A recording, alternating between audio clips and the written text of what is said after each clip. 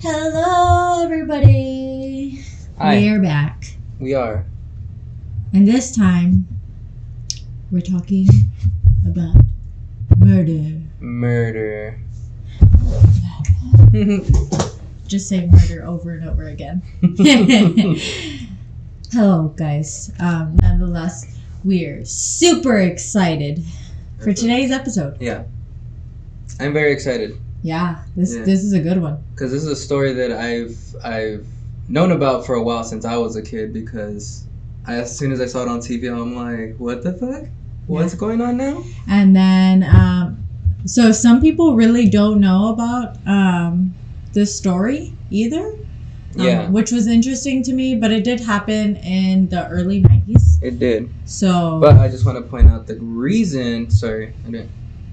The reason we're bringing up this story again is because it is now popping up into news outlets again. Yes. So. Sorry if you guys hear the noise outside. Mm-hmm. The apartment people decided that they were gonna hire some douchebags to mow the lawn, or the lawn, and the who don't know how to cut grass. Yeah. So they're literally doing patches and then going to another spot and doing patches and then going to another spot and coming back to the other spot, do some more. As soon as we recorded, or hit the record button, it started. So I apologize if you can hear that. But we're gonna keep pressing forward with the video just because we're pressed for time. So and there's little bugs in here. There's a gnat. It's freaking me out, man. Okay. Anyways, let's jump right into it. Getting back to the topic of the video. Our intro is always chaos. Yes, I think by now you guys have figured out that we're just a little chaotic. Yeah. But alrighty, man, we are going to jump into this. Yeah. Today, no time to waste. We are talking about Eric Smith. Eric Smith. You son of a bitch. Anyways, I'm just going to jump right into this story because it's kind of lengthy and there's a lot of detail that goes into this. Mm-hmm. So August 2nd in 1993, in Savona, New York. I think that's how you say it. Savona? Savona. Savona, New York. A small town there in New York. There was a really horrific murder that happened to I believe he was 4 years old. Mm-hmm. His name was Derek Roby. Derek Roby was a kid that was well known throughout that small town. Everybody loved him. He was just, a bundle of joy. Yeah. And on that day, I want to say it was before noon, his mother had allowed him to walk on his own down the block, same side of the street, to the park for a camp that they were having.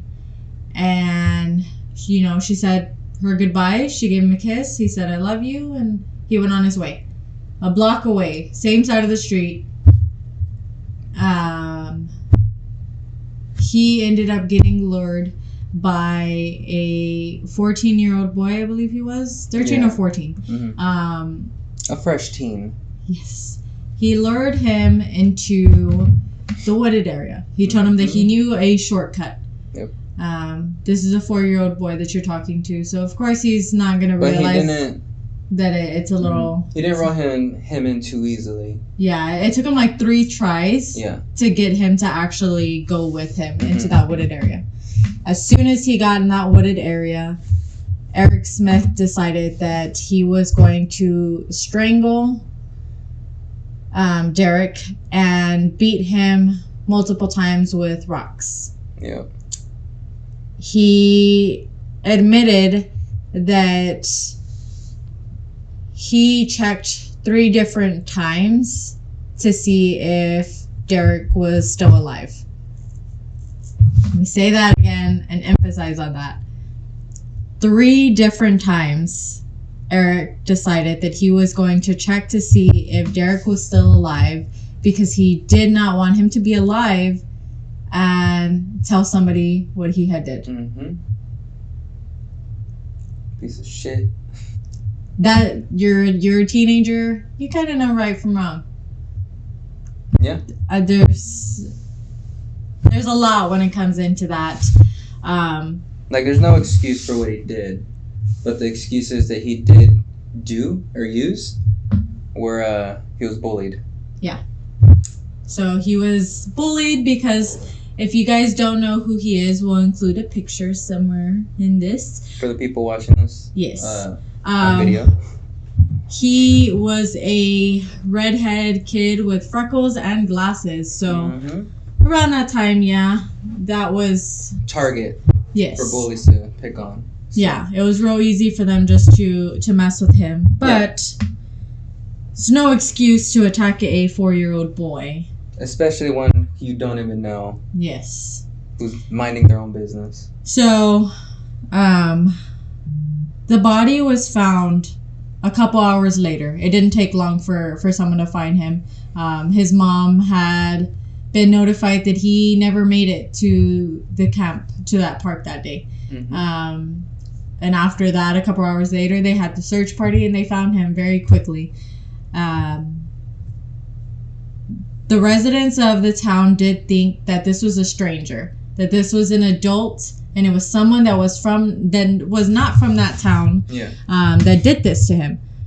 In reality, not realizing that it was one of their own. And that day, they lost two kids in that town. They lost one because. Well, the funnier thing about it and the strange thing about it is that, Eric was his name? Yeah. He actually helped the cops and everybody, saying like, "Hey, I want to help." Yeah. So which is the strange part about it. He became extremely obsessed with the case, with the murder, and he kept going to his family, and he's like, "What would you say, or what would you think or do or say if you found out that the person who killed Derek was a kid?" And I believe it was his aunt or something like that.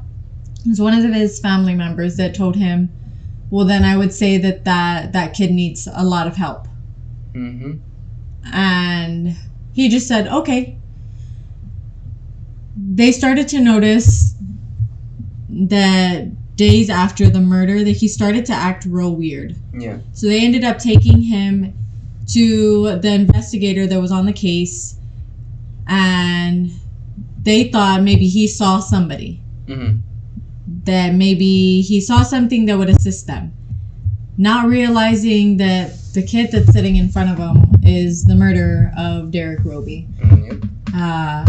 They eventually got him to confess that it was him, and he changed his story, and then eventually ended up telling him the truth, that he saw this little blonde-haired kid and he just wanted to hurt him. His thing was he wanted to be in control. He wanted to see how it would feel. He wanted to be the bully. Yeah. Which, let me just say that every serial killer will say the same. That when they pick their victims, it's a control thing. Yeah.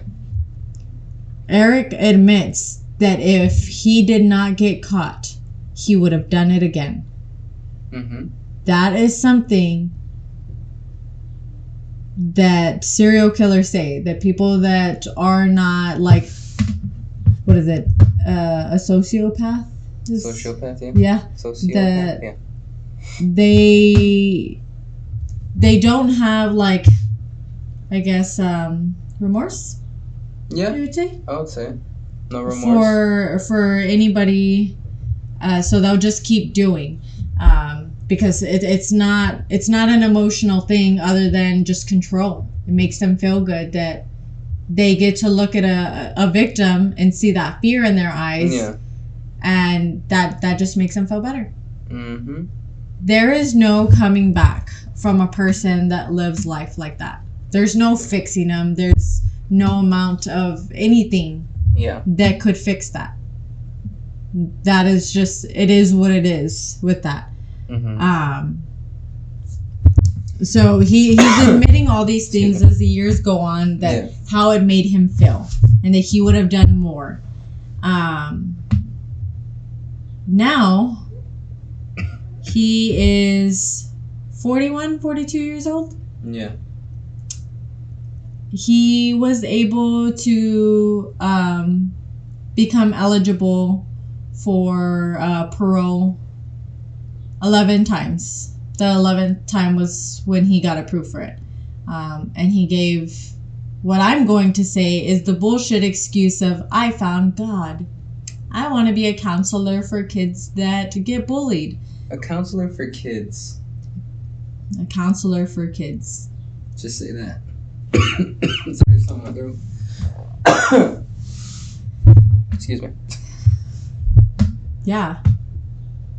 And what else? What else is he getting to have? He says that he wants to start a family. He wants to get married. He wants to live the American dream. Mm-hmm.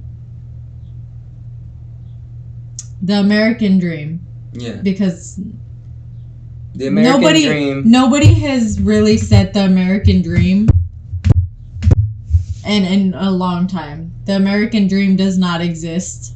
Unfortunately, America is not. Wake up, sheeple. Just kidding.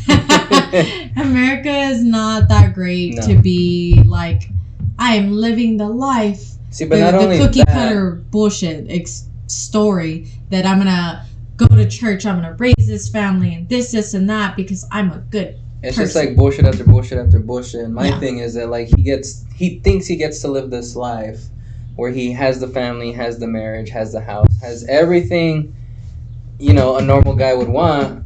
Yet Derek, the kid that he killed, does not get to live that life. And how unfair that is. His parents, Derek Roby's parents, they don't get to move on from this. Exactly. They didn't get to see their kid grow up. They didn't get to see their kid continue on with baseball like they planned. They didn't watch their kid become a teenager, make mistakes, go into adulthood, fall in love. Mm-hmm. They didn't get that because of this man that is now able to go out and create a family of his own because he says that he's a changed man. And he was just released in November, yeah? November is when he was approved. He had to wait and look for housing. So they either told him you move back with your mom in Savona or you find housing with your fiance. Yeah. Which has been his little pen pal for years. If y'all can't tell, this angers us just a little bit. It angers me because I have a almost 4-year-old boy. Yeah, her a little more than me, but, the bully side of all the things, that's what gets me, and I'm just like, I have a 4-year-old that, I hate that we live in a world where a man that was able, as a kid, still knowing right from wrong at that age, was able to kill this 4-year-old boy in such a way and admits that he would have done it again. He gets to walk. He gets to start over. He gets to have a life. Yeah. My ass would have gone to prison because I would have killed that man too. If someone hurt my baby, guess what? We're all going down together. And that's what I'm saying. He thinks he's gonna be safe. You know what I mean? There's people like There's us. Worse people. There's people that will they don't have nothing to lose, and might try doing something. Yeah. And that's not to give anybody ideas or anything or to promote violence, but that's just the world that we live in. That people are probably going to feel stronger about this than I do or that Damien does. Yeah. It's just, we all know that the justice system fails every time, but he's gonna do it again. Yeah. He will do it again. And if he doesn't, I'll eat my own fucking words. Yeah. Because we're talking about a serial killer who's now an adult. Well, we can't say serial killer because he didn't... Oh, that's true. He didn't do mass, murders. But still, like a killer nonetheless. Someone that didn't even feel bad for the fact, like, you're a teenager. Getting in trouble makes you nervous. You may cry a little. You get a little scared. And when you watch this kid in court or any interviews with him, he's not scared. There is not a scared look in that kid's face. Any of those interviews. Anytime in court. There's nothing. Yeah. And that amazes me that because he gave someone the whole story, I found Jesus. Everything's going to be fine. I'm going to become a counselor for these troubled kids like I was. But see, isn't that just funny how... He killed a kid and now he wants to work with kids. No. Well, that too. But I mean, like, using Jesus or the Bible or God or religion in general to justify your actions. Like, I can kill somebody. Well, like this, for instance. He killed somebody and now he's just like, I found God, I'm okay now. And the system's like, oh my God, a good Christian white man. Yeah. Yeah. Because I'm not going to name any names. There is musicians out there who have done some sketchy shit with their fans who are now religious and they found God. And it's like, you think people are going to, like, feel bad for you? You know? Yep. Like, that just makes everything okay. Little rant. You know, we're kind of heated right now. This kind of turned into a whole nother thing. But, I mean, it's still talking about Derek and Eric. Derek and Eric. The story opens up so many different things. Yeah. When it comes to the justice system, Christianity, murder. It's just this story is it's intense, man. Like, yeah, and I'm sure a lot of you watching know about this story already, so that's why we didn't really dive into complete detail, but you know, it's just know that the people in Savona, when they found out news that he was approved to be let out of prison, they put on a protest because they did not want him back in Savona. Mm-hmm. And they wanted that to be very clear, that he was not welcome back there. And maybe that's why he's not living in Savona. He's living, I believe it's in Queens. Mm. Yeah, so still in the general area, yeah, but not in that small town. And I really do strongly believe that if he were to have gone back to Savona, some shit would have happened to him. Oh, for sure. Hands down, man. Like, even after all these years, the people of that small town are still pissed. Like, yeah, still done. It's like, this kid had a bright future. Like, the way people talk about, like, this kid was like, everyone, it's a small town, cool, everyone's gonna know everyone. But the way they talked about this kid was like, why would anyone ever do that to him? Like, why? Why out of everybody, why was it him? And it's sad. Like, I can't get over hearing how he just said, like, he just saw this little blonde kid. He spotted him as he was riding his bike, and he's like, meh, guess I'm gonna kill this kid because I hurt him today. Yeah.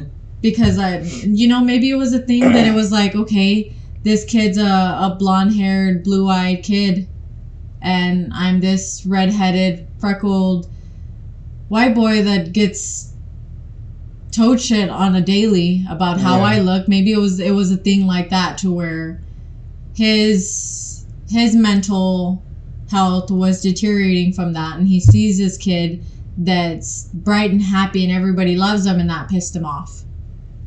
It does not validate it does not validate killing the kid. No. Like,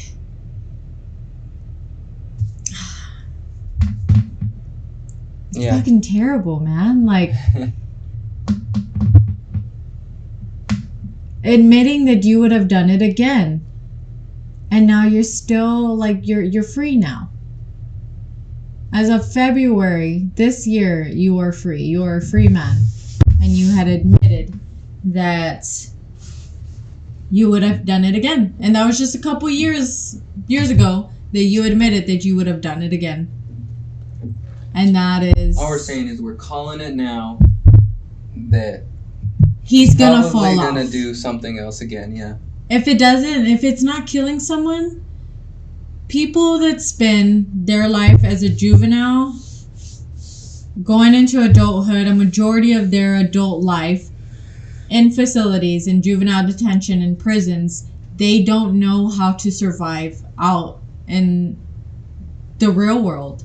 Yeah. They know mentality inside prison. They know how to survive inside prison. Life out here is not the same. That a majority of them will end up getting themselves in trouble to make it back in there because that's comfortability. That's what they know. It's easy. They are able to manipulate the system in there. On the real world, I cannot. Real world. Yeah. The real world. It doesn't work that way. Yeah. You can manipulate a couple people, but the rest of the world, like, does not give a damn about you. And that's the hardest thing for someone that has spent a majority of their life locked up, is that they don't know how to cope with the everyday battles of life. The stress of a job, of bills, of small inconveniences. Mm-hmm. Like, cool, whatever, you got your second chance. But how long are you going to be able to maintain that? Yeah. How long is a cookie cutter lifestyle of being a good Christian man with a family and a wife? How long is that going to satisfy you? Because deep down inside, if you did it and said you would have done it again, that urge is still going to be there. Yep. How long can you keep that up? It's amazing to me. Yeah. How long do you think it'll take? Are we taking bets? Are we taking bets? Give it a year or so.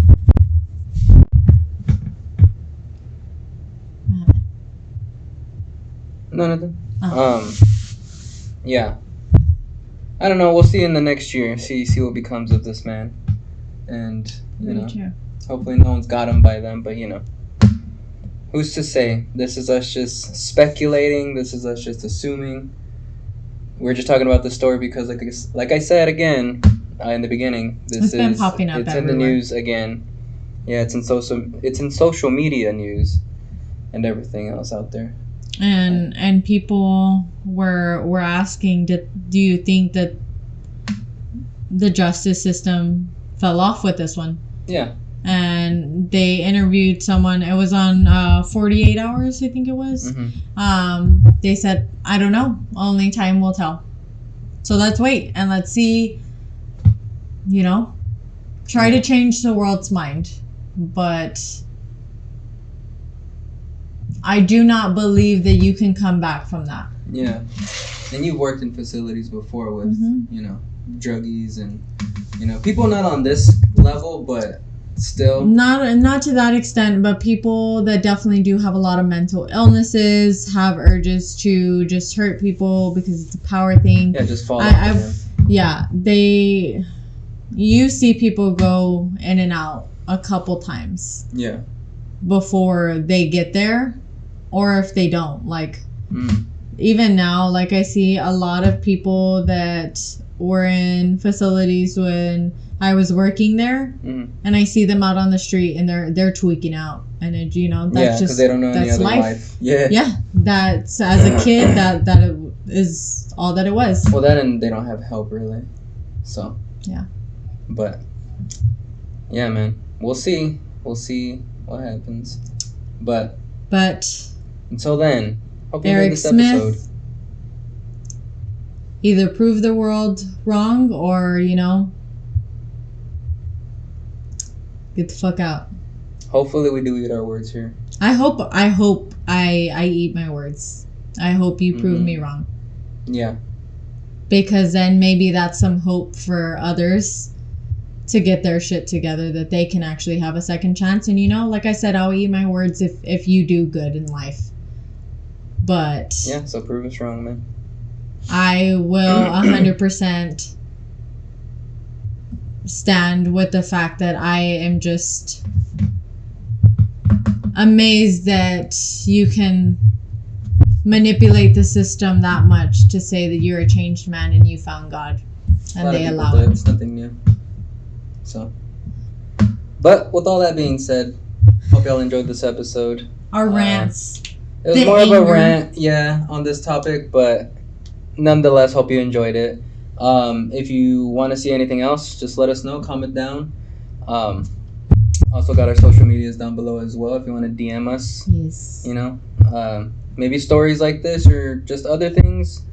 We're still doing like ghost hunting and all that stuff, so yeah. We need good spots. So help us. The last 2 episodes are kind of duds, but we're not giving up hope. We're planning more things. I want him to be scared. I want something to come out and just shake his entire world up. Yeah, maybe when we go to the Manger, once we finally get a room there and stay the night.